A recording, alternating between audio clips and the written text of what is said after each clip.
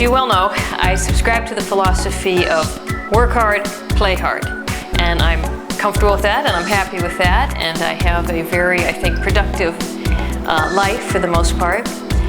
But, you know, the reality is you can't be that way 24/7. You just can't. You have to stop and recharge the batteries in order to be productive. And it seems counterintuitive when you're someone like me that just wants to be going 24/7, and you feel really bad when you don't do that. But, well, you have to. You just have to. Physically, you have to stop and recharge, but mentally and emotionally, to get fresh inspiration, you know, the fresh ideas, you just need a day of rest. For me, like for many people that work a regular job, the weekends, I mean, that's your two precious days off, which really become your 2 days to do all the errands and projects you don't have time for during the work week. And that's okay to some degree, I think, on Saturday. But Sundays, for me, have become really problematic lately. I want that to be my day of rest. I'm you know, Catholic school, I'm good with Sunday being the day of rest, you know. As Sunday goes on and you get later in the day, particularly in the afternoon, I just get this kind of anxiety buildup. And you know, I don't hate my job. I don't hate Mondays. I really don't mind them. In fact, sometimes I prefer Monday morning to Sunday afternoon, and it is because of this anxiety that, you know, well, I didn't get everything done that I wanted to get done, and oh, here comes the weekend, I have to do all this stuff. And somehow you enter this kind of no man's land. Sunday afternoon. Would you qualify yourself as a workaholic? I don't really think I'm a workaholic. I think I'm a produce-aholic. Like, I always want to be producing. And a former coworker of mine many years ago, I think, came up with a really good term. She used to call it SNABS, S-N-A-B-S, Sunday Night Anxiety Blues. And I thought that was just such a great acronym, and it really stayed with me. And that's exactly what it is, that, you know, you kind of get beyond about 2 or 3 o'clock on Sunday. So the morning's over, you're into the middle of the afternoon, and now the evening, and then it's going to be morning, and you have to get up at 6 a.m. and get rolling. And that's when this kind of blues. You feel kind of down. You're not relaxing. You're not enjoying yourself.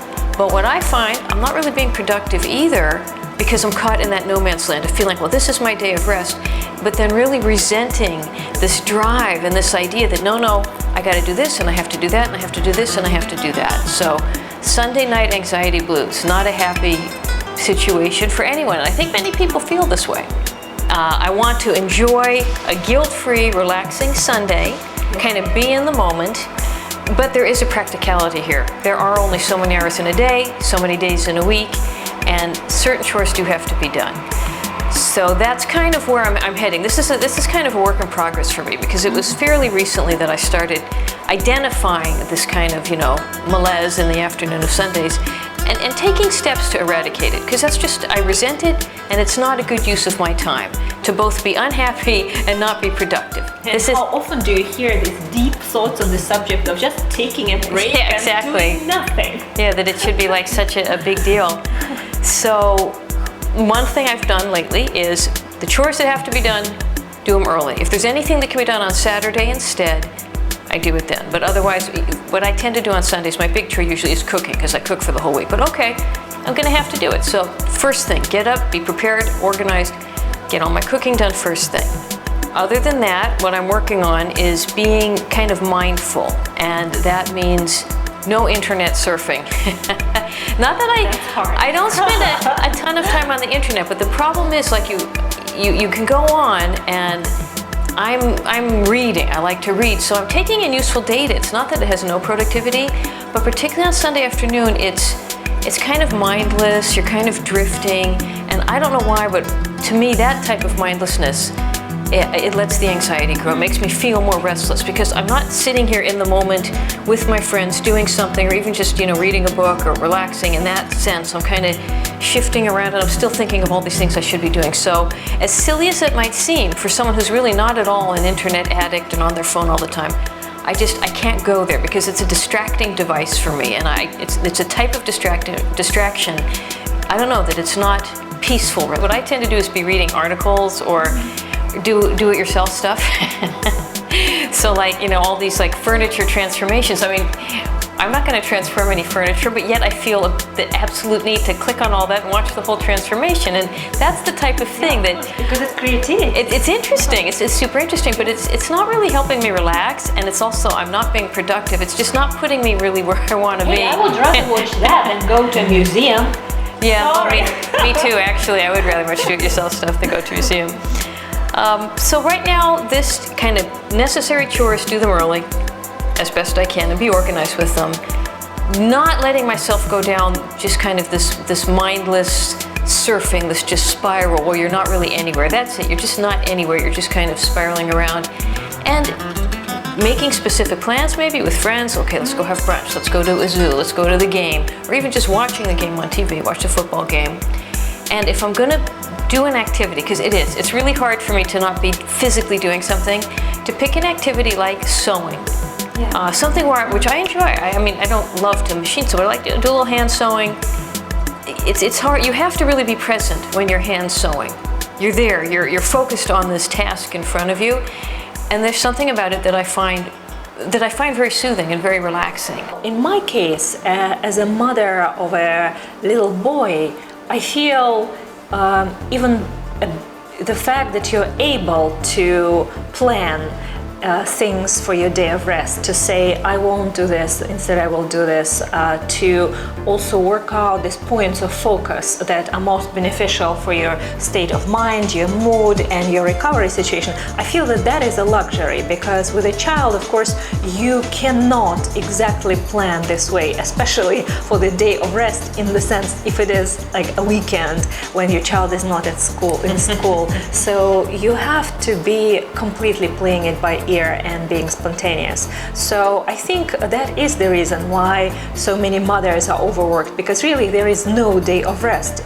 There are moments of rest which you have to pluck, here and there. With a child, you are very much deprived of any privacy, even though he is spending a lot of time with school. But when he's at school, I'm working too. So whenever we are together and we spend the time together, that's the time where theoretically I should be recharging. But am I recharging when I'm around my child? In some way, of course, I'm absorbing all the wonderful warmth and love that he radiates as a very loving and really great kid. But still, I feel that what I really want is just maybe from time to time to be on my own, to be like at home alone and not working, not occupied with something, but just being myself, having some time to think. So for me, for instance, the moment when I can sit down, serve myself a little meal all on my own, home alone, is the epitome of luxury and rest at the moment. This is recharging, just being on my own and taking time to luxuriate in, eating, reading, having a cocktail on my own, surfing internet, maybe. Even that is restful, even though it is not exactly privacy, but at least this is where I make my own choices rather than choosing what's best for my child. The other thing that I also realize is that as a mother, I am again deprived of an opportunity to be with my friends. When I have those moments where I can plan for myself, I'm seeking company. I want to be with other grown-ups. Have conversations. Have grown-up conversations with them and enjoy those grown-up conversations, because they allow me to grow the way my relationship with a child does not allow me to grow. To have grown-up activities, go out dancing. In this situation, it is super important to seek actively the company of friends who are nurturing and empowering and just distracting. Just, do silly activity, the kind of creative, girly things that we very much appreciate. And we specialize in silly activities specialize in relaxing, distracting, silly activities, because, man, to survive, you need to be distracted. As a mother, you're constantly focusing on nurturing someone. You're nurturing your kid. You're nurturing his daddy, you're nurturing the rest of the family, you're just trying to please everyone and make this environment for your child most amazing. And so the focus is anywhere except on you. So on my day of rest, I want to do some activities which focus on me, and I want them to focus away from my nurturing persona, which is frankly not quite, it's kind of sexless, it's not sexy. It's just, motherly, right? Well, I just want to be this amazing myself, and be loved and admired for who I am, and nurture my own inner child who likes, sparkly, beautiful things and silly activities and distracting, creative, crazy things, playing dress up and going out with friends and dancing and everything. So again, it's hard to plan those things, but not impossible. It's just that I have to carve those in smaller chunks.